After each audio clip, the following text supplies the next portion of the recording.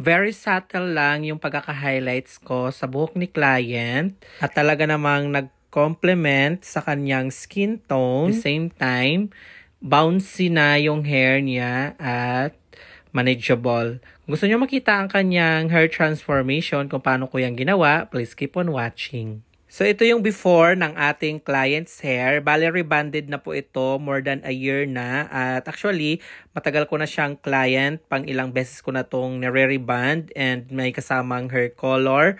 At yun nga lang, nagkulay siya ng medium or dark brown. Mga 3 months pa lang yung nakakalipas. Kaya medyo struggle is real ang ating eksena ngayon dahil nag-DIY hair color si ma'am ng I think dark brown or medium brown. So nagta-touch up hair color siya ng kanyang sarili lang.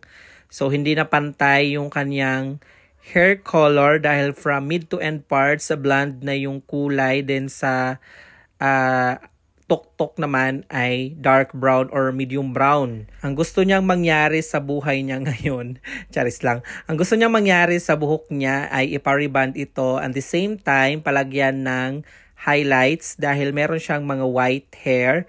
So sabi ko medyo mahirap itong gawin dahil nga medyo compromise na yung buhok mo at the same time rebond at highlights pa. So sabi naman niya ako na daw bahala, ang importante ay magkaroon siya ng highlights, ganun.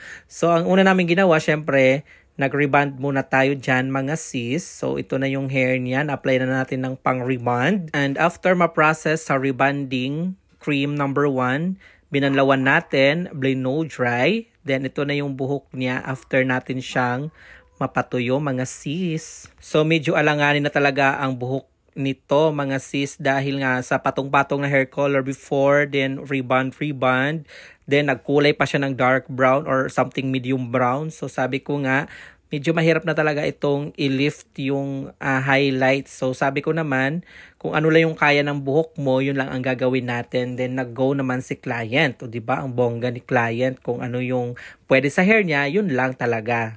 And after nga ma-process yung buong proseso ng rebonding ay nag-proceed na kami sa pag-highlights. Bali nag-focus lang ako doon sa kinulayan niya ng medium brown or dark brown sa pre-lightening process mga sis. So yung nakulayan na ng blonde before ay hindi ko na sinama. So sabi ko kung ano lang yung kaya nung level nung lifting nung pre-lightening, doon lang kami magbe-base. Then nag-agree naman si client. So nag-proceed nga kami doon naman sa toning or hair color after namin mag-highlights.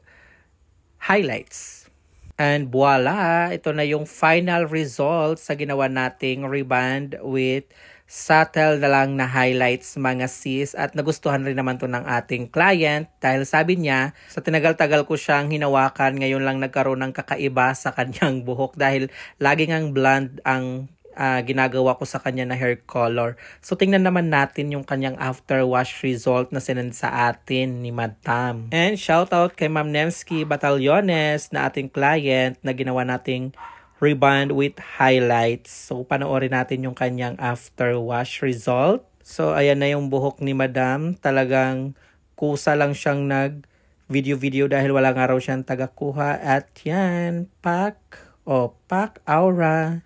Sino ka dyan, Madam? Super aura si Madam. So, ayan, kung makikita naman natin mga sis, buhay na buhay pa rin yung hair niya. And manageable.